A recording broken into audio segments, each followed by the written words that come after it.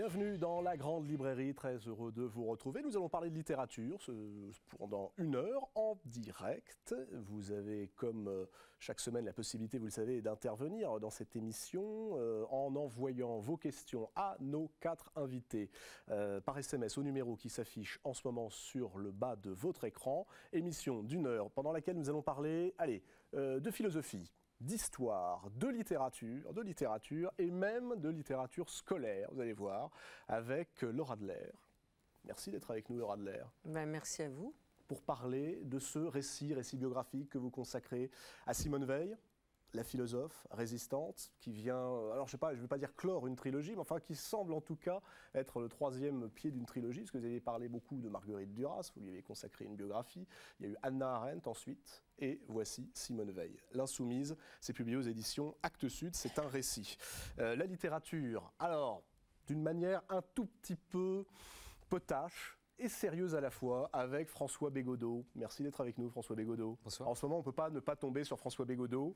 Je m'en excuse. Est-ce que vous êtes encore prof de français, ou est-ce qu'on vous considère, et écrivain, ou est-ce qu'on vous considère désormais comme un acteur ayant décroché la Palme d'Or à Cannes ? Ni l'un ni l'autre. Je me considère, oui, entre autres comme un acteur qui a décroché la Palme d'Or à Cannes. Mais, pour Entre les murs, j'espère le film, être beaucoup d'autres choses que ça, parce que ça, finalement, c'est un titre qui est du vent quand on y pense bien. Aujourd'hui sort en librairie l'anti-manuel de littérature, c'est aux éditions Bréal, François Bégodeau. Qu'ai-je donc fait, se demande Jean d'Ormesson. Merci d'être avec nous, Jean d'Ormesson, dans la Grande Librairie, avec ce livre. Qu'ai-je donc fait, sans point d'interrogation? Oui, sans point d'interrogation, parce que je crois que, d'abord, on ne met pas de point d'interrogation sur des titres, je crois, de livres. J'avais déjà écrit « Et toi, mon cœur, pourquoi bats-tu » J'étais aidé par Apollinaire, puisqu'il n'y avait pas de point d'interrogation. Et là, c'est une espèce de constatation, mi-amusée, mi-désabusée. Aux éditions Robert Laffont. Et puis, dans cette émission, le patron, Bernard Pivot. Merci Bernard Pivot d'avoir accepté de venir. Alors pas pour parler de télévision, mais pour parler de littérature et plus précisément de ce qui, depuis maintenant quelques années, est devenu votre marotte, à savoir la langue française telle qu'il faut la sauver. Voici qui paraît aujourd'hui d'ailleurs, 100 expressions à sauver, c'est aux éditions Albin Michel, recueil donc d'expressions, menacées, vraiment ?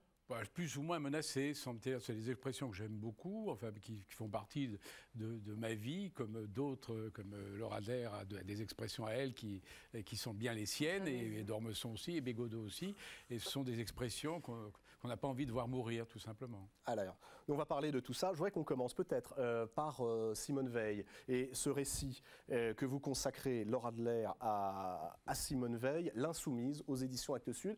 Juste avant, petit rappel de l'itinéraire de Laura Adler, regardez.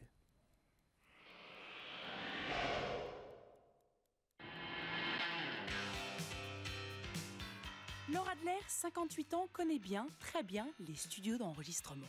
Depuis 1974 et ses débuts à France Culture, cette ancienne étudiante en philo officie à Radio France. En 1992, elle devient la Madame Culture de France Télévisions, responsable des magazines, mais aussi présentatrice des Brûlures de l'Histoire et du Cercle de Minuit. En 1999, Laura Adler est nommée directrice de France Culture. Pendant 6 ans, elle déniche de nouveaux talents comme Nicolas Demorand, aujourd'hui sur France Inter, ou encore Ali Badou, animateur de la matinale de France Culture et chroniqueur au Grand Journal sur Canal+. Elle a su réveiller une belle endormie et elle a su ouvrir France Culture d'abord au monde dans lequel on vit, ouvrir France Culture au débat, trouver d'autres manières de parler du patrimoine en le sortant du chloroforme, en le rendant vivant tout simplement. Mais on lui a aussi reproché de mettre en péril la spécificité de France Culture. Elle a bousculé les choses, donc ça a forcément suscité des réactions de gens qui étaient accrochés au passé, accrochés à leur chapelle. Elle a été l'objet, en tout cas l'heure, d'attaques extraordinairement sexistes, d'une violence inouïe. On ne se serait jamais permis de s'adresser comme ça à un homme, ça c'est absolument certain, Durant toutes ces années, l'ancienne conseillère culturelle de François Mitterrand a beaucoup écrit sur les femmes, notamment une biographie de Marguerite Duras pour laquelle elle reçoit le prix Femina de l'Essai en 1998, ou encore un ouvrage sur Hannah Arendt. Vous l'aurez compris, Laura Adler aime dresser le portrait de femmes insoumises. Alors, l'insoumise en question, c'est Simone Veil. Simone Veil, la résistante, la philosophe. C'est vrai que c'est une personnalité, Simone Veil, et puis des textes qu'on a un petit peu oubliés, qui restent un peu méconnus. On ne les trouve pas, par exemple, dans les manuels de littérature, avant même de les trouver dans les anti-manuels de Bégodeau. Comment ? On trouve tous ces ouvrages dans toutes les librairies et ils sont tous en poche, mais simplement elle est tombée dans un puits noir et... Pour quelle raison ? D'abord, elle est morte à 34 ans. Alors, ça devrait faire d'elle Ensuite- justement une icône. Jean Mais d'Ormesson, c'est une dans son livre, icône. explique que lui, il rêvait de mourir à 32, 33, 34 ans, avec Ouais, une œuvre mais comme ça heureusement, il est fulgurante. toujours là. Donc, elle a été, je pense, occultée par Simone de Beauvoir, qui était d'ailleurs sa condisciple, qui ne l'aimait guère, parce qu'elle trouvait, Simone de Beauvoir trouvait que Simone Veil était trop attachée à ceux qui étaient humiliés, ceux qui étaient en marge de la société, et elle a toujours eu un sentiment d'empathie très profonde vers les plus humiliés, les offensés. Elle l'a montré dans sa très courte vie, mais qui a été une vie véritablement absolument magnifique. Sa vie est un roman vrai, parce qu'elle a vécu 34 ans, mais elle a rencontré les gens les plus intéressants. Elle s'est battue sur tous les fronts syndicaux, les fronts révolutionnaires. Et battue, alors là, vraiment pour de vrai. Physiquement, Vous racontez physiquement. l'engagement en Espagne. Elle a des été la Francis. première établie, je crois, la première établie en usine de l'histoire française. Les gens qui, après 68, ont voulu s'établir en usine, ont eu une ancêtre qui s'est appelée Simone Veil et qui a été passée en usine plus d'1 an et qui en a sorti un livre absolument magnifique qu'on peut lire aujourd'hui comme s'il était contemporain, qui s'appelle La condition ouvrière. Vraiment. Ça a Ah pas oui, bougé. vraiment, mais c'est absolument dingue, hein, le style de Simone Veil, c'est un style vraiment qui vous prend aux tripes et au cœur. On ne peut pas la lire, enfin moi j'ai pas pu la lire, c'est pour ça que j'ai fait ce livre. Ce livre, c'est un livre très modeste qui se veut un exercice d'admiration pour essayer de ressortir du puits noir de l'histoire cette icône absolument magnifique de femme engagée et d'écrivain qui s'est battue donc sur les fronts syndicaux, sur les fronts ouvriers, mais qui s'est aussi battue, qui a été faire la guerre d'Espagne avec les anarchistes espagnols, qui a pris toujours le risque d'en mourir pour son idéal et qui ensuite a fait partie des premières résistantes. Et le tout avec une anorexie qu'elle développe, hein, d'ailleurs, écrivez-vous, la tuberculose qui va la frapper et dont elle meurt, parce que vous racontez, vous commencez vous le récit par sa mort, en disant en réalité elle meurt dans des conditions un peu mystérieuses. Qu'est-ce qui fait mourir Simone Veil à 34 ans ? On n'en sait rien encore aujourd'hui. Quand elle est morte, il y a eu une enquête de police qui a été diligentée pour connaître les causes. Alors certains ont dit que peut-être elle avait été empoisonnée, ça reste encore un secret. Ça fait partie aussi du côté un peu vénéneux et fulgurant de la vie et de l'œuvre de Simone Veil. Tout est mystère et opacité, y compris sa mort. Moi, je crois, après avoir consulté tous les documents disponibles et grâce à la complicité de sa nièce, qui est Sylvie Veil, donc la fille de son frère André Veil, qui lui aussi était un génie, c'est un grand mathématicien, un fondateur de l'école Bourbaki de mathématiques. Je crois que Simone Veil est morte à l'âge de 34 ans parce que, comme elle disait, il vaut mieux mourir dignement en ayant incarné son propre idéal que de continuer à vivre sans avoir épousé jusqu'au bout, au risque d'en mourir, ses propres buts, c'est-à-dire faire la Jean révolution. d'Ormesson, c'est très Écoutez, exactement c'est ce très que vous beau, développez dans votre livre à vous. Le livre de Laure Adler est très très beau parce qu'il montre une personne extraordinaire. J'ai été très frappé quand elle apprend par exemple qu'il y a une famine qui a tué des centaines ou des dizaines de milliers de Chinois. Elle fond en larmes. Elle fond en larmes. Cette espèce d'empathie avec la misère du monde est magnifique. Et finalement, elle ne tient plus beaucoup à l'existence. Non, elle n'a plus envie. Elle existe à peine. Vous dites ça, elle existe à peine. Elle n'a plus envie de vivre. Elle meurt parce que elle meurt aussi elle ne tient peut-être. pas à vivre. Elle meurt peut-être aussi par empathie, parce qu'elle meurt en 1943. Elle a 34 ans, nous sommes en 1943. Elle a quand même une vie absolument dingue. Enfin, je ne sais pas ce que vous en pensez, mais être partie par un des derniers bateaux de Marseille avec ses parents pour s'exiler aux États-Unis, comme tant d'autres intellectuels, comme Claude Lévi-Strauss, qui est son contemporain d'ailleurs, où elle aurait pu continuer à vivre tranquillement dans les bibliothèques et vivre une vie assez douce et paisible, elle qui avait commencé la résistance à Marseille, grâce notamment au Cahier du Sud, etc., elle décide de tout faire, de supplier l'antenne française de New York pour être parachutée en Angleterre, pas pour aller travailler auprès du général de Gaulle, ce qu'elle va faire, effectivement, mais travailler auprès du général de Gaulle pour se faire parachuter en France, pour essayer de sauver des Français et des vies françaises contre l'occupant nazi. Alors, vous racontez extrêmement bien les différents épisodes de sa vie. C'est fou. Pourquoi dites-vous, écrivez-vous, Laura Adler, qu'on a besoin de l'œuvre et de la pensée de Simone Veil aujourd'hui? Parce que je trouve qu'elle est très contemporaine pour mettre au premier plan des valeurs, des idéaux. Alors, les valeurs, les idéaux, en 2 mots. L'idéal de Simone Veil. L'idéal de Simone Veil, c'est la justice pour tous. Et ne pas laisser sur le bord du chemin les plus humiliés, les plus offensés, ceux qui n'ont pas le droit d'accès au savoir, à l'éducation, à la connaissance, à la possibilité de vivre pleinement sa dignité d'être humain. Son combat, c'est la dignité pour l'être humain. Et elle pense que tous les êtres sont égaux. Eh bien, moi aussi, je le pense. Grand écrivain, Bernard Pivot. Et vous aussi, vous le pensez. Moi aussi, je pense que tous les êtres sont Je l'ai peu lu, mais ce qui m'a frappé... Vous l'avez peu lu? Oui, très peu lu. Vous qui avez tout lu? Parce que je n'ai pas lu. Et effectivement, le livre de Laura Adler m'a donné envie, effectivement, de mieux connaître cette femme, parce que on vous sent absolument presque sublimé par elle, par son portrait. Vous êtes... et alors, c'est une femme absolument d'énergie, c'est une femme d'excès. Elle tombe parfois dans des excès incroyables. Elle est un peu c'est presque une femme de violence, mais surtout, il y a un mot qui revient très souvent sur le plume, c'est le mot risque. Elle prend toujours tous les risques. Elle prend les risques physiques, elle prend des risques, on n'en a pas parlé, des risques métaphysiques. Elle est quand même toujours partagée entre sa condition juive et puis la religion chrétienne, et puis les risques sociaux, les risques politiques, et les risques même de la guerre. C'est incroyable, tous les risques qu'elle a pris, et elle meurt. Alors, je trouve ça incroyable, c'est une femme qui a beaucoup de séries, et elle meurt dans son sommeil. C'est très beau comment elle meurt et comment, dans ses derniers moments, parce qu'elle sait très bien qu'elle va mourir. Oui, c'est ça ce que vous dites, elle sait qu'elle va mourir. Et quelque part, la mort ne lui fait pas peur, elle est un peu suicidaire, non, elle a quelque chose comme ça. Et puis elle croit, comme Jean d'Ormesson, au paradis, j'en suis sûre. Comment expliquez-vous ce paradoxe énorme qui est que toute sa vie, elle prendra des risques, et puis d'un autre côté, elle essaye d'être le moins sexuée possible. Il y a une haine du corps, une petite haine de soi, en tout cas une haine du sexe et de l'amour chez elle, très forte. Quand on a une mère qui vous appelle Simon au lieu de vous appeler Simone, déjà on est mal barré dans la vie pour pouvoir assumer sa sexualité. Ensuite, quand on a un frère qui s'appelle André Veil et qui est considéré unanimement encore aujourd'hui par l'ensemble de la communauté des prix Nobel de mathématiques comme un véritable génie, par définition, on se met sous sa coupe et dans son ombre. Et Simone s'est toujours mise sous l'ombre de son frère qu'elle trouvait purement génial.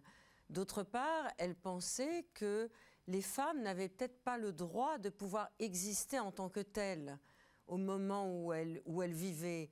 Et donc, elle s'est toujours pensée comme quelqu'un d'androgyne, d'asexué, et le sexe ne l'intéressait pas. Mais par contre, ce qui est très bouleversant, et ça j'ai pu avoir accès à des documents inédits, notamment par Sylvie Veil et par Florence de Lissy, qui est la grande spécialiste universitaire de Simone Veil, qui a passé sa vie à exhumer, parce qu'il y a encore 30 000 pages qui vont sortir les cahiers, dans les cahiers Simone Veil. Chez Gallimard. Mais on s'aperçoit que quand elle est aimée, et ça lui est arrivé à 3 reprises dans sa vie, quand des hommes ont jeté un regard sur elle, qu'elle a cru qu'elle allait être aimée, et ces garçons-là, des très, très méchants garçons, des très méchants normaliens comme vous, Jean d'Ormesson, lui ont fait croire qu'il l'aimait. Elle allait au rendez-vous, toujours accompagnée de sa mère qui était toujours en retrait.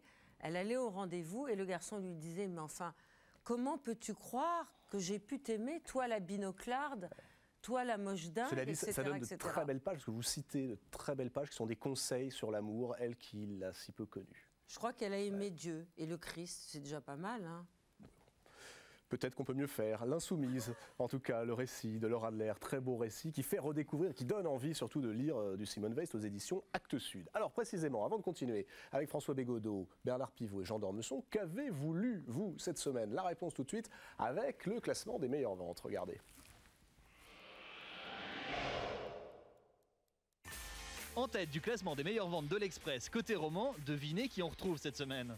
Amélie Nothomb, toujours première depuis 5 semaines avec Le Fait du Prince. Sur la deuxième marche, Miserere de Jean-Christophe Granger. Et en troisième position, le premier tome de Millennium du Suédois Stieg Larsson. Voilà donc pour les romans, mais cette semaine, et une fois n'est pas coutume, on a décidé de vous parler d'autre chose, du classement des essais, et de ce côté, ça bouge beaucoup. Ah bon, il n'y a pas que les marchés financiers qui s'affolent? Eh bien non, et la plus belle performance, c'est l'arrivée à la première place de Jean-Louis Fournier et de son livre Où on va papa, dans lequel il parle de ses 2 enfants handicapés. Où on va papa détrône Catherine Millet et son récit Jour de souffrance qui arrive à la 4e place.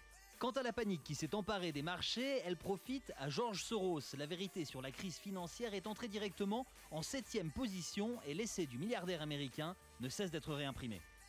Belle performance aussi pour Gomorrah à la 8e place. Adapté au cinéma et présent depuis 25 semaines dans le classement, le livre de Roberto Saviano sur la mafia napolitaine s'est déjà vendu à près de 100 000 exemplaires. De plutôt bonnes nouvelles donc côté livre, et par les temps qui courent, c'est déjà pas mal. La Grande Librairie, toujours donc avec François Bégodeau, Laura Adler, Jean d'Ormesson et Bernard Pivot. Je rappelle que vous pouvez continuer à nous envoyer vos questions par SMS. Je les poserai tout à l'heure à nos 4 invités. Parlons donc et posons donc cette question. Elle est terrible cette question quand on la pose. Qu'ai-je donc fait?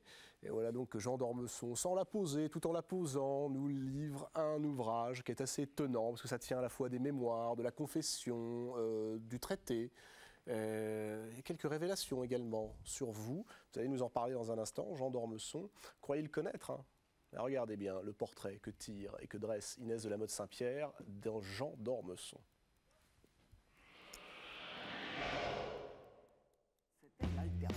On ne présente plus Jean d'Ormesson. À 83 ans, il est presque devenu un monument national avec sa passion pour Chateaubriand, l'Académie française où il fut élu en 1973 et le Figaro dont il fut directeur entre 1974 et 1977.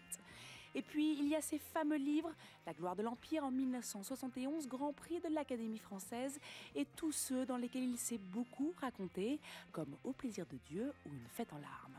Mais alors, que peut-on encore apprendre sur Jean d'O?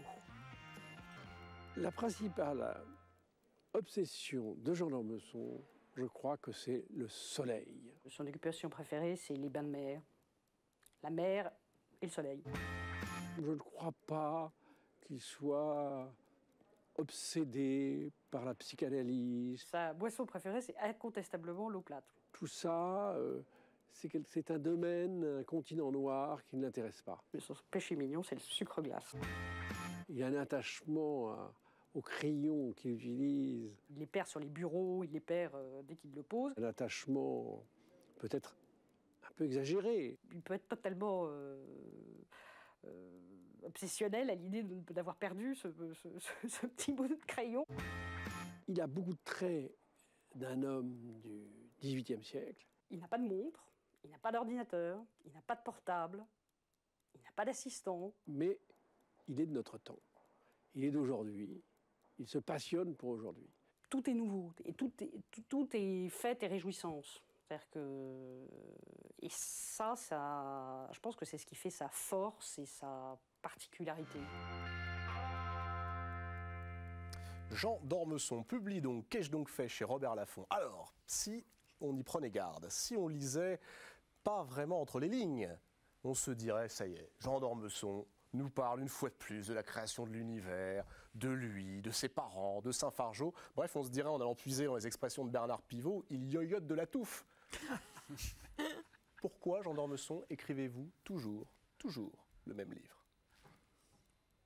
D'abord, je crois que, mon Dieu, être un écrivain, c'est essayer. Je parle un peu sous le contrôle de Bégodeau, Oui, qui faites fait un attention peu à ce que peur. vous dites, oui. C'est un peu peur. Le commissaire politique est là. Et être un écrivain, c'est avoir un style. Et avoir un style, c'est essayer que si on vous donne quelques lignes d'un écrivain, vous reconnaissez aussitôt qu'il s'agit de lui. Et je pense que si on ouvre un de mes livres, on reconnaît tout de suite que c'est de moi. Si j'avais publié ce livre sous un pseudonyme, je pense que le pseudonyme aurait éclaté assez vite. Ah bah oui. On aurait vite reconnu que c'était moi. Mais il y a des choses nouvelles dans ce livre, il y a des choses que je n'ai jamais dites. Il y a même des choses que j'ai soigneusement cachées. Est-ce que vous voulez parler? Et là, j'ai été surpris. des, et je vous cite, 3 ou 4 femmes, pas davantage, que vous avez aimées. D'ailleurs, je parle de une.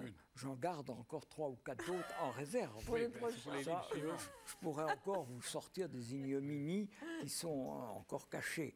Mais enfin, là, c'est un livre qui est un peu un livre d'allégresse, un peu un livre de souvenirs, un peu un livre de confession. Et en effet, je me retourne un peu sur ce que j'ai fait, et je me dis qu'est-ce que j'ai fait. Et au fond, la conclusion, elle est assez proche d'ailleurs de Bégodeau, c'est presque rien. J'ai fait presque rien. Mais attendez, franchement. À côté des espérances qu'on avait à 20 ans. Et des ambitions, écrivez-vous d'ailleurs, des ambitions cachées, des ambitions rentrées que vous aviez. Quelle était l'ambition réelle de Jean d'Ormesson, l'ambition que vous avez cachée et rentrée? Ma vraie ambition, quand j'étais jeune, quand j'étais un enfant, c'était de ne rien faire. Ouais. Ça, j'avais très, très envie de ne rien faire. Et il n'est pas tout à fait exclu d'ailleurs que cette ambition de ne rien faire soit un bon signe pour une ambition littéraire. Si on ne fait rien, on peut peut-être écrire des livres. Ce livre, est-ce qu'il faut le lire comme un éloge de la paresse? Vous savez, oui, j'étais très paresseux. Parce que vous dites que vous peignez la girafe, comme on dit. J'avais des ambitions très, très basses. Je me rappelle très bien qu'à 12 ans, à 10, 12, 13 ans, il y avait quelqu'un à qui j'essayais de ressembler. Ce n'était pas Virgile, ce n'était pas Homère, ce n'était pas Dante, c'était Cary Grant. Ah, j'aurais beaucoup aimé être Cary Grant. Vous l'êtes un peu. Ouais. Vous l'êtes un peu. Enfin, quand même, quand l'exercice de flagornerie sera terminé, je pourrais peut-être poursuivre. Il manque quelques centimètres pour être Cary Grant. Ah, ça mais enfin, quand même, avec l'accord de Laura Adler, je me vois en Cary Grant. Cela dit, vous êtes rattrapé dans l'ambition, parce que vous écrivez à un moment que votre vrai chagrin est de n'avoir écrit ni Palude. Oui, bien sûr. Mon vrai chagrin de ne pas avoir écrit Palude, parce que... Bon, ou les mémoires. Il est acquis que je ne suis pas Montaigne, que je ne suis pas Chateaubriand, que je ne suis pas Proust. Alors j'essaye de descendre un tout petit peu et je me dis, je n'ai même pas écrit Knock ou je n'ai même pas écrit Palude. Et évidemment, c'est un chagrin, oui, bien sûr. J'aurais beaucoup voulu écrire un livre dont on se souvienne, voilà. Et s'il y a une espèce de mélancolie dans le livre, à côté de beaucoup de gaieté, c'est celle-là.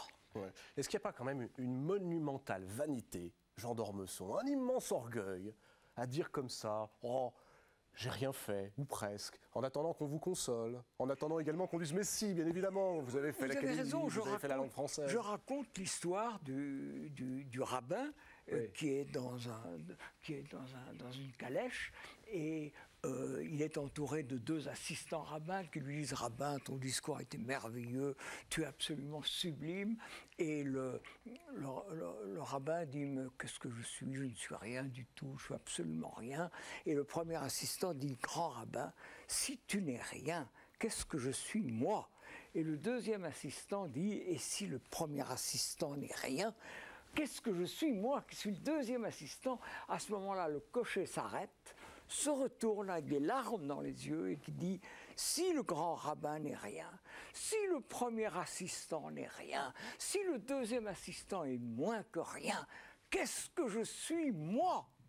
Et on entend le rabbin qui dit « Non, mais pour qui il se prend, celui-là ?»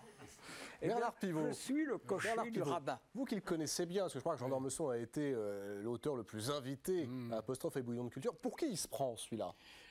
Non, alors, il se prend pour lui d'abord, c'est ce qui me paraît la chose la plus logique.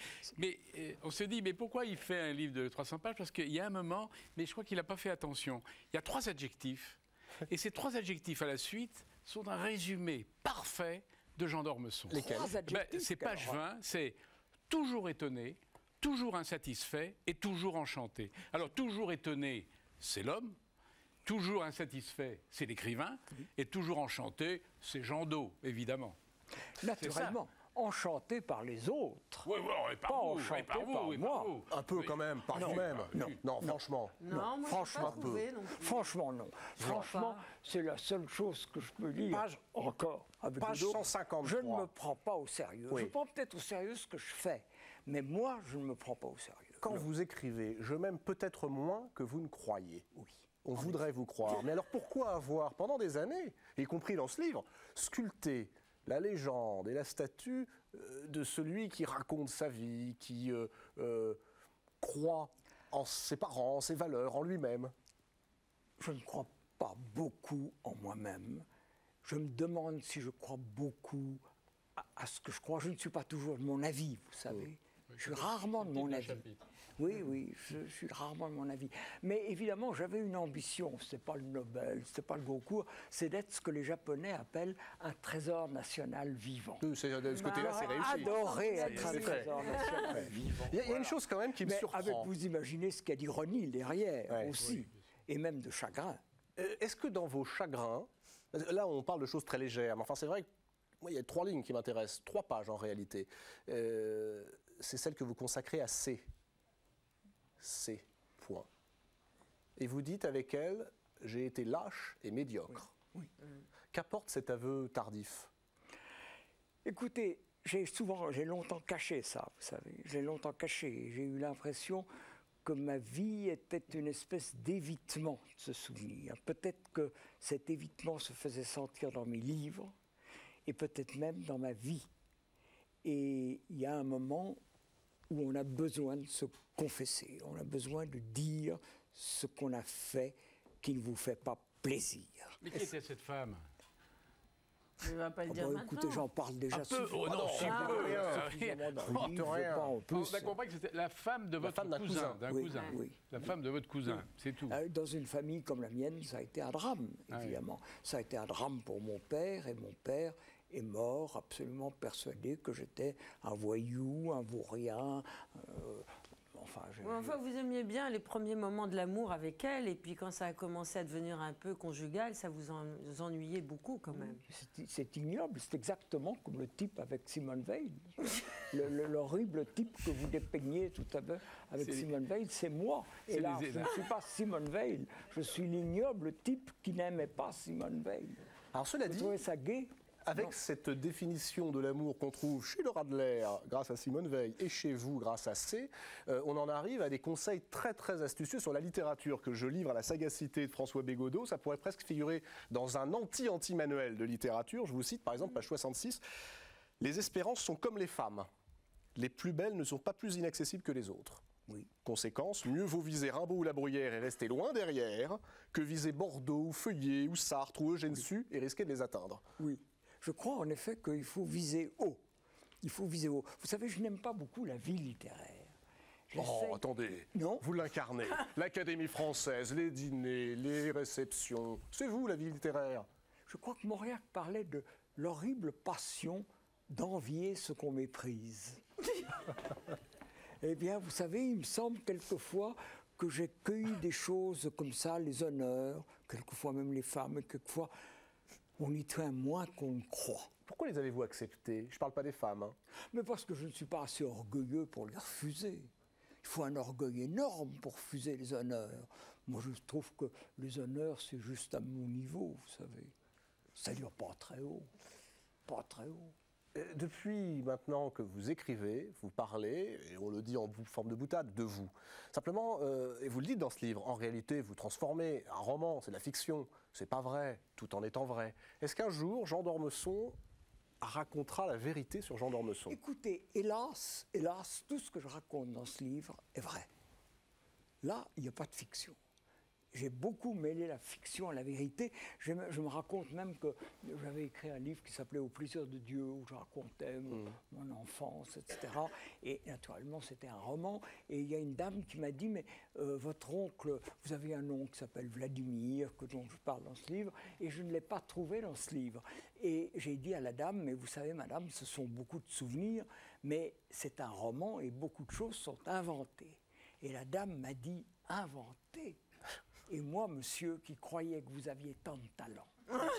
C'est magnifique, non? Remboursez-nous. C'est magnifique. Et alors, vous voyez, là, hélas, il y a très peu de talent, rien n'est inventé. Ça s'appelle Qu'ai-je donc fait? C'est le nouveau livre de Jean d'Ormesson. Donc, ce n'est pas un roman, c'est vrai, tout est vrai. Ça sort aujourd'hui aux éditions Robert Laffont. Et tout est pire que vrai. Qu'est-ce que c'est pire que vrai? C'est une légende? Disons, inversé. Bernard Pivot. Alors, évidemment, je ne pouvais pas renoncer au plaisir de vous mettre sur le même plateau que Jean d'Ormesson. Oui, c'est un peu bizarre d'ailleurs. Je dois beaucoup à Bernard Pivot et je suis content de le dire une fois de plus. Oui, c'est un peu bizarre d'ailleurs d'être là parce que, évidemment, pendant 28 ans, j'étais en face de lui, j'étais dans votre fauteuil et évidemment je me retrouve à côté de lui. Il y a quelque chose d'un peu étrange pour moi. Parce que ça ne vous intimide pas quand même, Bernard. Un peu, mais donc j'ai posé des questions pendant, je ne sais pas combien, 28 ans. Et d'un seul coup, vous ne pouvez pas vous empêcher d'en poser. J'ai remarqué tout à l'heure qu'effectivement, vous lui posiez les bonnes questions. Oui, mais ça c'est le naturel, il revient au galop. Oui, mais j'aurais voulu lui en poser d'autres, mais on n'a pas le temps puisque maintenant c'est à moi. Bernard Pivot, 100 expressions à sauver. On ne va pas faire le portrait de Bernard Pivot, il le fait très bien lui-même, mais retour sur l'itinéraire de Bernard Pivot par Benjamin François.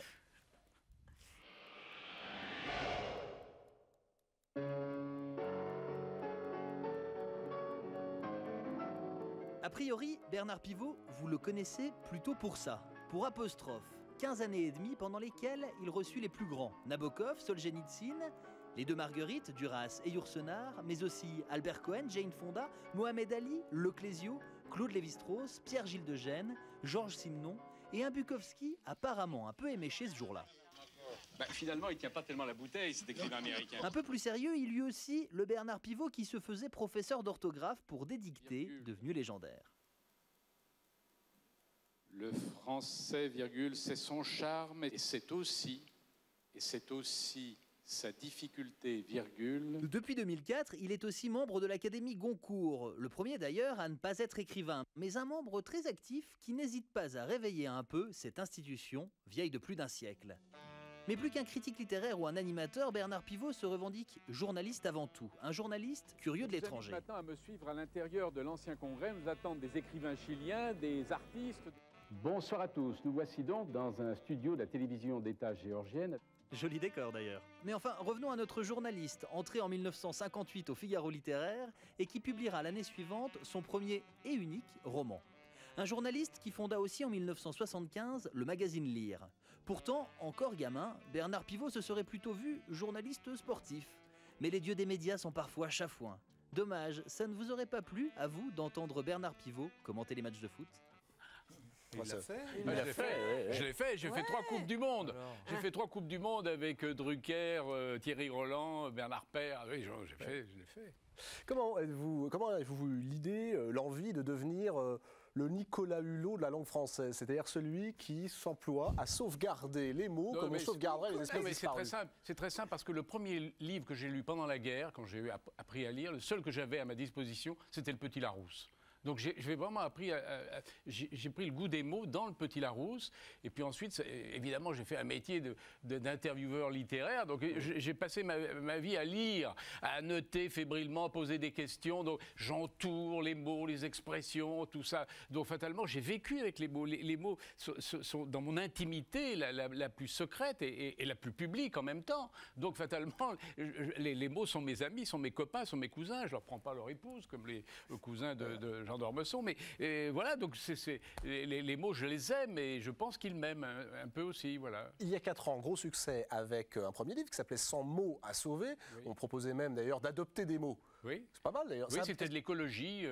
Ben oui, mais attendez, on sauve sans arrêt, on a raison, des plantes, des animaux, des arbres, etc. Pourquoi pas sauver des mots? Ça ne veut pas dire que je suis contre les mots nouveaux qui arrivent. Au contraire, je suis favorable à beaucoup de mots, comme à beaucoup d'expressions nouvelles. Mais je suis un peu sentimental. Et puis j'ai lu des romans que j'aime bien et j'ai trouvé des mots que j'aime beaucoup qui sont... Et alors pour en venir aux expressions, il y a des expressions qui font partie de mon enfance, qui font partie de ma province, qui font partie de mon métier, qui font partie de mon milieu social. Ça c'est le cœur du débat, de la discussion.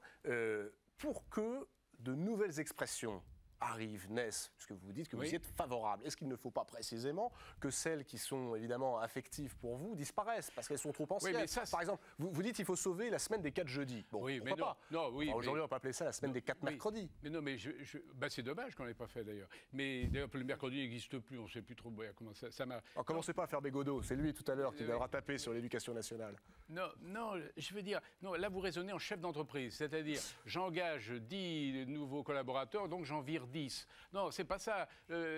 On peut accepter des nouveaux mots, mais pas pour autant vider tous les autres. On peut dire, ben, c'est bien, on en garde quelques-uns. Puis chacun garde les mots qu'il veut. D'ailleurs, à la fin du livre, j'ai laissé quelques pages blanches pour indiquer vos mots à vous, parce que ce ne sont pas les miens. Alors, attendez, là, ce n'est pas les mots, ce sont les expressions. Qu'est-ce que c'est qu'une expression ? Comment ? Qu'est-ce qu'une expression ? Une expression, c'est une formule qui a réussi. C'est un ensemble de mots qui disent quelque chose que si on expliquait... par exemple, je vais vous prendre une expression moderne. Oui. Les parachutes dorés.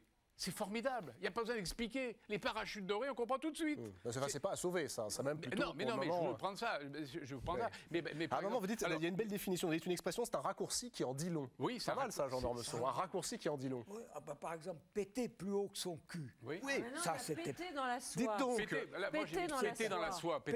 J'adore. J'ai remarqué Jean d'Ormesson 2 fois dans le livre de Jean d'Ormesson, 2 fois péter plus haut que son cul. Oui, je crois qu'il y a 2 fois. J'adore cette expression. Pourquoi ? Parce que... je trouve que ça va avec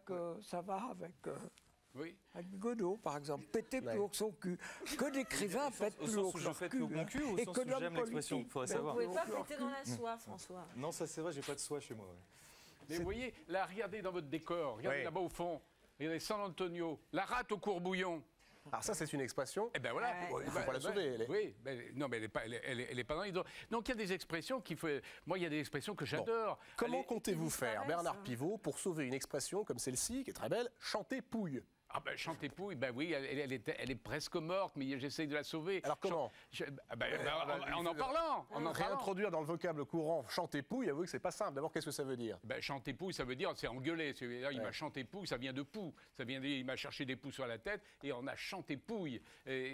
C'est un mot, Elisabeth Badinter, d'ailleurs, j'ai vu en parler il n'y a pas très longtemps. C'est un oxymore. C'est une figure qu'adore Jean d'Ormesson, ça, l'oxymore. L'oxymore, bien sûr. Oxymoron.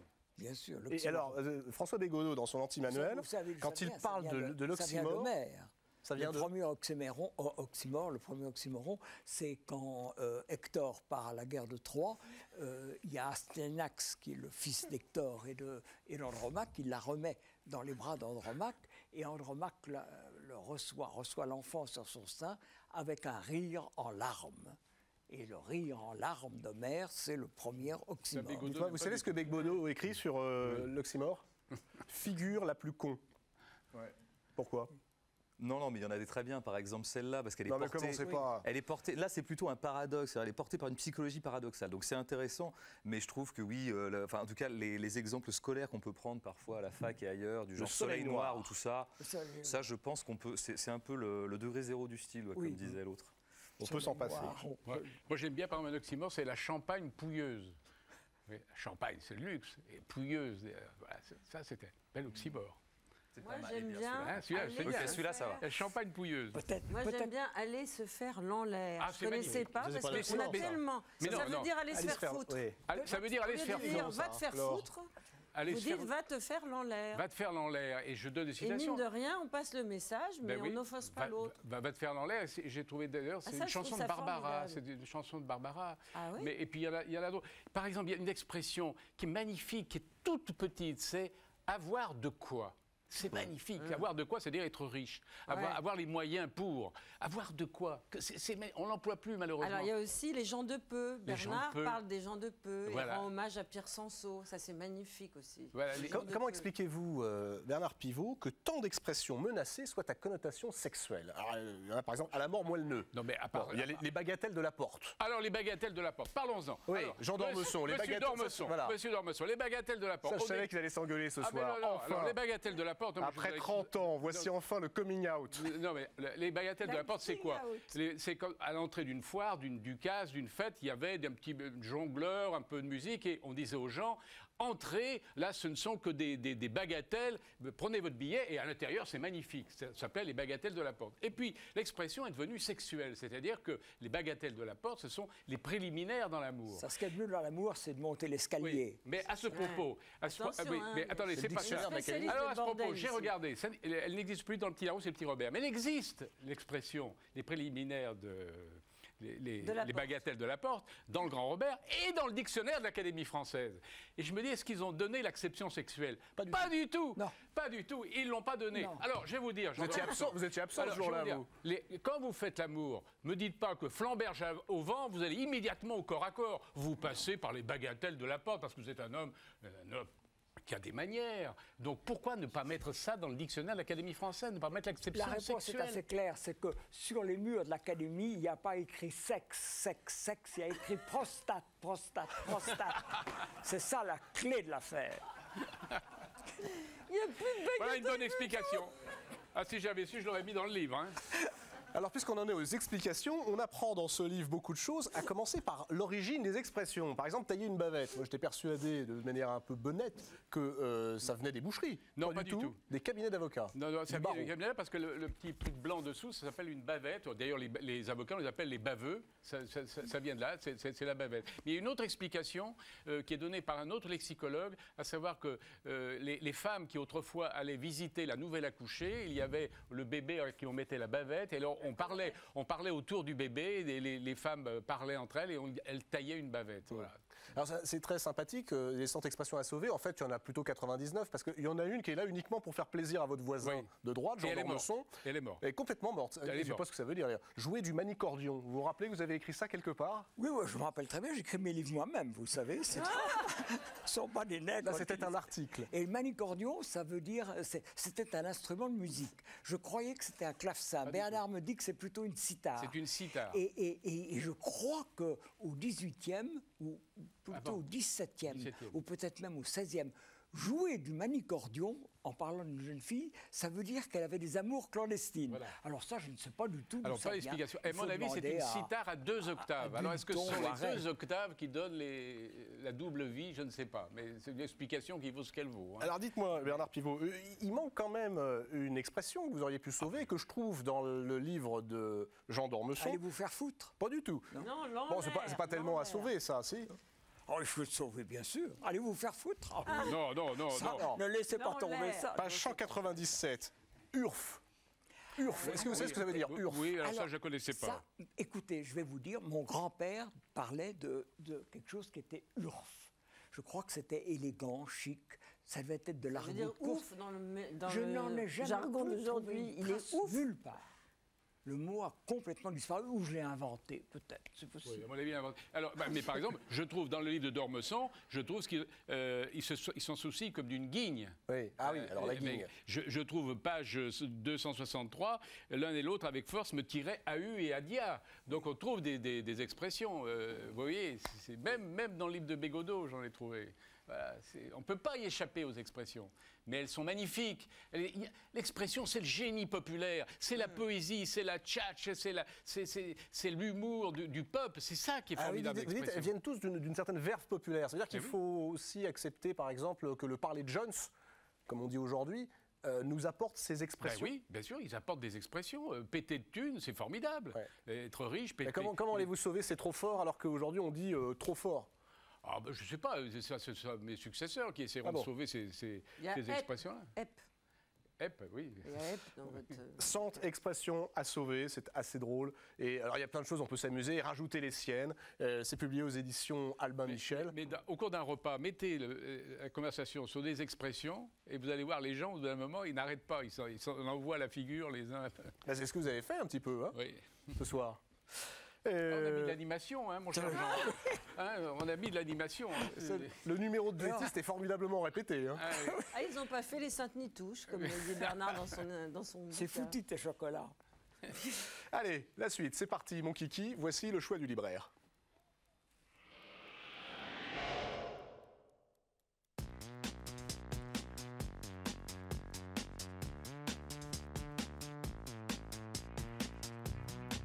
En librairie, on voit bien qu'aujourd'hui, ce qu'il emporte, c'est des choses vendues en petite quantité. Ce n'est pas forcément les grands best-sellers qui intéressent les clients et qui nous intéressent en tant que libraire.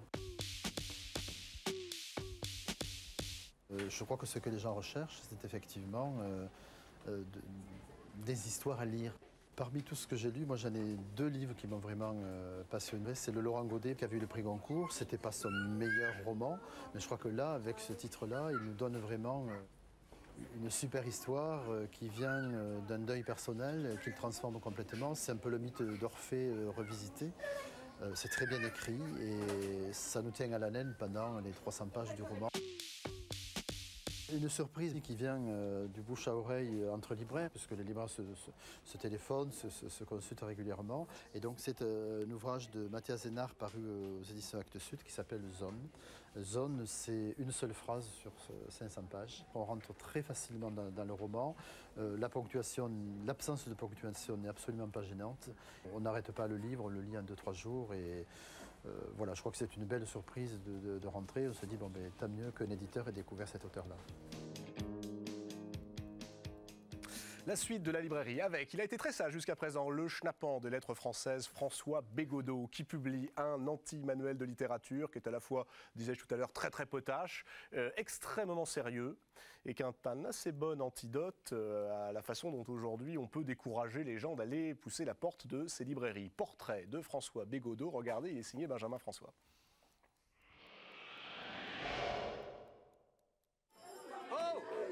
François Bégodeau, si ce nom vous avait échappé jusqu'ici, eh bien, ce n'est plus possible aujourd'hui. Plus possible depuis le dernier festival de Cannes qui avait récompensé un certain film intitulé Entre les murs. La première chose que je constate, c'est qu'avant même de maîtriser un savoir, en l'occurrence l'imparfait subjectif, vous êtes déjà en train de me dire que ça sert à rien. Dans ce film, François Bégodeau, prof de français en disponibilité, joue le rôle d'un prof de français confronté à des élèves à rien dissipé. Mais il est surtout l'auteur du roman dont Entre les murs est une adaptation.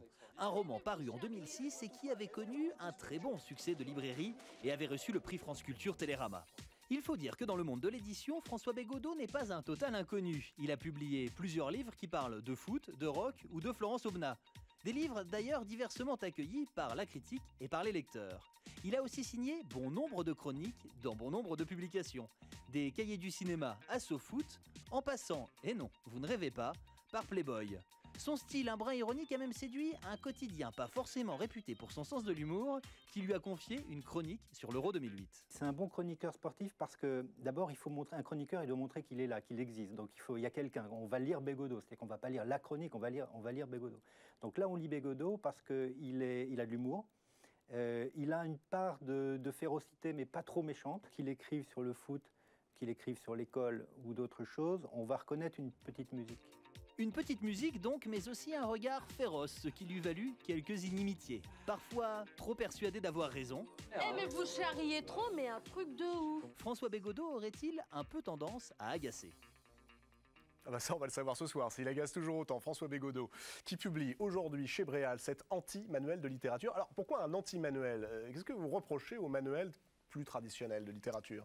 C'est pas moi qui ai inventé cet intitulé, parce que c'est une collection qui me préexistait. Il y a eu un anti-manuel de philosophie Michel Onfray, qui a un carton de librairie. Un anti-manuel de sexualité par Messaï Yacoub. Bernard Méris avait fait l'anti-manuel d'économie. Donc moi, je me suis retrouvé un petit peu avec ce mot-là dans les bras, et sans savoir quoi en faire. Et j'explique bien en intro que moi, je ne vais pas du tout m'en prendre au manuel, dont moi, comme prof, j'ai fait un usage assez révérencieux. Je trouve qu'en général, ils sont plutôt bien foutus, et que de toute façon, on trouve toujours à y circuler comme soi-même, on veut y circuler. Donc c'est pas du tout, en fait, mon appui négatif. Quand même, vous les allumez dès le départ en disant ils sont peut-être bien faits, mais il y a des grosses lacunes, et très souvent des lacunes volontaires. Oui, mais c'est des lacunes qui ne les concernent pas en propre, c'est des lacunes qui concernent tout le discours sur la littérature, que ce soit celui de la critique littéraire, celui que je peux entendre dans les festivals littéraires, dans la bouche des écrivains eux-mêmes, celui des journalistes. Par exemple, donnez-nous quelques exemples. Parce qu'on ne parle jamais de la littérature sur un mode concret. Ce que j'appelle le concret, c'est deux choses. Ça peut être la situation de l'écrivain, sa situation sociale, par exemple. Donc là, j'essaie d'en parler un petit peu. D'où ça vient, comment on est publié, combien de thunes on gagne, etc. Et surtout, ce qui m'intéresse davantage encore, c'est comment on écrit, quoi. Quelles sont les vraies questions qu'on se pose quand on écrit?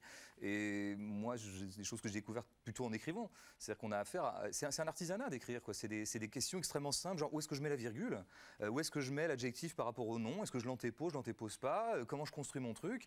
C'est des choses... Et au lieu de quoi, en lieu et place de quoi, on entend toujours des grandes généralités sur la littérature qui sont... Enfin, moi, qui m'évoquent absolument rien. Alors, attendez, on va arrêter tout de suite avec les généralités sur la littérature, parce que vous êtes parti pour nous en donner quelques-unes, si je vous laisse faire. Bonne question, pourquoi, c'est vous qui la posez, pourquoi la littérature à l'école plutôt que la guitare électrique ou le trading? Moi, j'ai pas de réponse à cette question. Simplement, je constate que comme souvent à l'école, et encore une fois, comme souvent partout, on décrète les choses. C'est-à-dire qu'on décrète en 6e qu'on va faire de la littérature, que c'est important, que les maths c'est important et que les sciences physiques c'est important. Plus que par exemple l'économie, le droit, la philosophie, pourquoi pas. Jacques Derrida disait qu'on pouvait faire de la philosophie en 6e, pourquoi pas. Donc c'est un peu décrété. C'est-à-dire qu'on dit aux enfants, comme on le dit encore une fois à pas mal de citoyens, la littérature c'est bien. Mais on n'explique jamais vraiment pourquoi en fait. Alors pourquoi c'est bien la littérature ? Moi j'ai mis 300 pages à essayer d'y répondre. Ce qui moi m'intéresse dans la littérature, et d'ailleurs j'essaie de montrer qu'une fois qu'on a dit littérature, on n'a rien dit, parce que moi dans la littérature il y a des trucs qui m'intéressent à un point. Voilà, moi je veux dire, c'est vrai que je suis arrivé à l'école, on m'a dit Baudelaire c'est un des plus grands poètes de... Bon alors moi ça me touchait pas du tout, alors je me suis dit j'ai l'air d'un con quoi. Et puis maintenant que j'ai pris un peu d'assurance, je me permets, bon en fait Baudelaire c'est peut-être pas si bien. Ah, en revanche, Rimbaud ouais, là je confirme. C'est-à-dire qu'on m'a dit que Rimbaud c'était bien, dans un premier temps j'ai pas compris. Et puis après, j'ai appris à l'aimer. Et maintenant, oui, je vois bien que c'est... Mais ce que je veux dire, c'est que il ne s'agit pas d'être iconoclaste, pas du tout. Il s'agit de toujours remettre les choses à plat, quoi. C'est-à-dire, on me dit que la littérature, c'est bien. Moi, j'ai envie de le vérifier par moi-même, quoi. J'ai envie d'aller vérifier cette hypothèse, par mon propre plaisir. Le discours général sur la littérature, Jean d'Ormesson, dans son livre, dit, en gros, ceux qui posent la question « Qu'est-ce que la littérature » sont généralement ceux qui lui en veulent le plus, qui la détestent le plus. Non, mais ça, c'est le côté très anti-formaliste et anti-théoricien de Jean d'Ormesson, en quoi on le reconnaît bien là. C'est celui qui n'aime pas du tout le nouveau roman parce qu'il l'accuserait d'être dans une pleine déviance un peu conceptuelle. Je crois que je ne me trompe pas en vous disant ça. Moi, je pense qu'on peut faire les deux. Je crois qu'il y a des grands exemples dans l'histoire de la littérature, de grands théoriciens de la littérature qui sont aussi des grands écrivains. Il n'y a qu'à lire la correspondance de Flaubert. Quel théoricien de la littérature. Bon, voilà, donc les deux ne sont pas du tout antinomiques, je pense. Et se demander comme ça, qu'est-ce que la littérature, du moment qu'on le fait avec un peu d'humour et en ayant parfaitement conscience qu'on n'arrivera à aucune réponse, c'est comme toutes les questions, on sait très bien qu'on n'y arrivera jamais, mais le chemin est beau. Non, mais il y a une bonne définition quand même dans le livre de Jean d'Ormesson de la littérature, page 111. La littérature, c'est une affaire entendue, écrit Jean d'O, c'est du chagrin dominé par la grammaire. C'est pas mal ça, non, Bernard Pivot? Oui, du chagrin dominé par la grammaire. Ouais, mais oui. ça, je trouve c'est très intéressant comme définition. D'ailleurs, elle est très d'époque, parce que depuis une centaine d'années... Mais d'époque, il n'est pas d'époque, il est du 18e. Ben non, en fait, il est romantique en disant ça, parce que je pense que le pacte entre l'art et le malheur et la tristesse s'est scellé autour du romantisme. Mais si on avait dit à Diderot un jour que l'art s'originait, ou la littérature s'originait dans le chagrin, alors là, il vous aurait éclaté de rire à la gueule, et Montaigne aussi, pour reprendre des références que pourtant aime bien Jean d'Ormesson. Mais en l'occurrence, vous êtes beaucoup plus romantique, c'est-à-dire que comme l'époque a tendance à le penser majoritairement, et j'en parle beaucoup dans le livre, il n'y aurait écrivain qu'à partir du moment où il y a malheur. Mais c'est pas vrai. Il y a des écrivains heureux, il y a des écrivains de la joie. Nietzsche est un immense écrivain, qui est un écrivain de la joie, Spinoza aussi, Montaigne aussi, et plein d'autres. Moi, c'est plutôt ma filiation. D'Ormesson, il donne une autre définition de la littérature, c'est page 46, je vous cite. Il n'est pas impossible que j'ai toujours voulu le beurre, l'argent du beurre et le cul de la crémière par-dessus le marché. J'ai eu le beurre, l'argent du beurre, le cul de la crémière par-dessus le marché, c'était la littérature et c'était le plus difficile. Oui, donc voilà une autre définition de la littérature. La littérature, c'est le cul de la crémière, c'est pas mal. Alors, il y a dans cet anti-manuel énormément de choses qui sont assez stimulantes, notamment vous battez en brèche un certain nombre d'idées reçues et puis vous nous envoyez aussi sur des fausses pistes, sur des fausses routes. Par exemple, la question du beau, vous l'évacuez tout de suite en disant le beau, on s'en fout, aucun intérêt. Et puis alors la question du style, tout à l'heure vous parliez du style, Jean d'Ormesson, Laura Adler aussi. Je cite Bégodeau, un synonyme de style serait schtroumpf. Style veut tout dire et donc rien. Qu'est-ce que ça signifie ça? Ça le style, c'est schtroumpf. Non, mais je le dis sans aucune malice pratiquement, c'est que il suffit toujours d'entendre des conversations. Beaucoup de mots circulent qui sont en fait ce que la linguistique appellerait des signifiants creux. C'est-à-dire qu'en fait, on n'y met jamais aucun contenu. Tout à l'heure, Jean d'Ormesson nous a dit, mais on reconnaîtrait mon style de livre en livre. Mais ouais, sans doute. Mais moi, j'aimerais qu'on précise, ça veut dire quoi. Et je me méfie comme ça des mots qui circulent sans que finalement, on leur donne la langue aussi. On dit beaucoup. Alors, moi, je pense que c'est un peu plus intéressant la langue. Mais parfois, deux lecteurs comme ça se parlent et disent, cet écrivain, il a une langue. Et l'autre dit, ouais. Il a une langue. Bon, et les deux ont l'air d'accord, mais on est bien d'accord qu'ils ne savent pas du tout de quoi ils parlent. Donc ce livre peut paraître comme ça un peu bêtement iconoclaste, mais en fait il est très modeste, il veut juste reprendre des choses un peu précisément. Tu me dis style, tu veux dire quoi? Bernard Pivot. Je trouve que c'est un manuel littéraire du poil à gratter. C'est-à-dire, ça gratte, ça chatouille, ça gratouille, ça irrite, ça amuse, ça fait réfléchir, ça fait lire, parce qu'il fait lire, et ça fait un peu écrire aussi, mais peut-être différemment. Donc voilà, j'aime bien ce petit peu fourre-tout. Dans le poil, par exemple, poil à gratter, il y a comment écrire. C'est vrai que c'est intéressant, c'est comment écrire. Après tout, un prof est supposé aussi essayer de dire à ses élèves comment écrire. Alors là, voilà, Bégodeau, quel intérêt d'écrire? Ouvrez les guillemets. les collines s'auréolaient des derniers rayons du soleil couchant, plutôt que, ouvrez les guillemets, la nuit tombait. C'est plus beau, on a dit qu'on se foutait du beau. C'est à ce genre de protubérance verbale que l'on reconnaît la mauvaise littérature. Oui, oui, oui. Ça, c'est ça qui fait. Je pense qu'il y aura toujours deux écoles. Il y a les concis et les plus baroques, disons, ceux qui pensent que la littérature s'obtient en ajoutant des couches de style. C'est-à-dire plutôt que de dire café, vous dites liquide arabique, par exemple. Ah, là, vous faites littérature. Ouais, maintenant. voilà. Et puis, il y a plutôt la tendance, disons, la branche, je résume à mort, bien sûr, je m'en excuse, il y a la branche Kafka. Kafka, vous trouverez. Kafka, par exemple, disait la métaphore, c'est ce qui me ferait désespérer de la littérature. C'est Kafka qui le dit, c'est pas le pauvre Bégodeau qui vient de nulle part. Hein. Donc, je pense qu'il y a une branche métaphorique de la littérature, ceux qui en ajoutent comme ça, et ça peut être sublime, ça peut être formidable quand c'est Jean d'Ormesson. Et puis il y a les plus épurés. Il y a une formule de Stendhal que j'adore. Il dit quelque part, ça m'a fait penser à votre livre. Il dit quelque part, Madame de Staël écrit quelque part, il se ferait tout à coup un grand silence dans Rome si la fontaine de Trévis cessait de couler. Et Stendhal ajoute, cette seule phrase suffirait à me faire prendre en horreur toute la littérature. C'est épatant. Et alors le travail de Bégodeau, c'est très bien. J'attendais cette expression. Il y a une expression qui n'est pas la peine de sauver. L'expression de Jean d'Ormesson, c'est épatant. Oui. C'est épatant. Il assèche un peu les choses. Alors simplement, moi je corrigerais Bégodeau par un sentiment qui m'est très propre, qui est l'admiration. J'admire les écrivains. Il y a des écrivains que j'admire. Est-ce que vous les admirez, les écrivains, François Bégodeau? Est-ce que j'ai l'air de ne pas admirer Gombrowicz, Michaud, dont je fais un éloge que j'ai trouvé presque trop impudique, Rimbaud? Ce livre est quand même bourré d'exercices d'admiration. Alors, il peut être un peu comme ça, satirique, et remettre à plat un certain nombre de choses que je trouve un peu creuses. Mais c'est d'abord un geste d'amour, ce livre, fondamentalement. Oui. Moi, j'aime la littérature, je pense.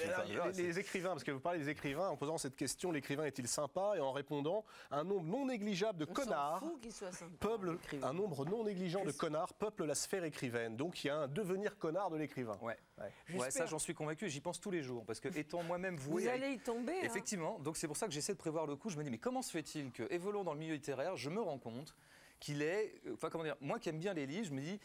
Il devrait y avoir une proportion de connards inférieure à la moyenne dans le monde des livres. Eh ben non, en fait, c'est le contraire. Donc je me dis, il y a dans l'activité même de la littérature quelque chose qui vous fait devenir un connard. Donc moi, je me méfie et j'essaie de comprendre. Vous n'êtes pas obligé de le fréquenter, le monde littéraire. Ah non, mais je veux dire, dans l'activité même d'écrire. Alors, c'est là que ça m'inquiète. On arrive à la fin de cette émission. Il y a beaucoup de questions SMS qui sont arrivées au cours de l'émission pour chacun d'entre vous. Alors, François Bégodeau, d'un mot, enseignerez-vous à nouveau, nous demande-t-on?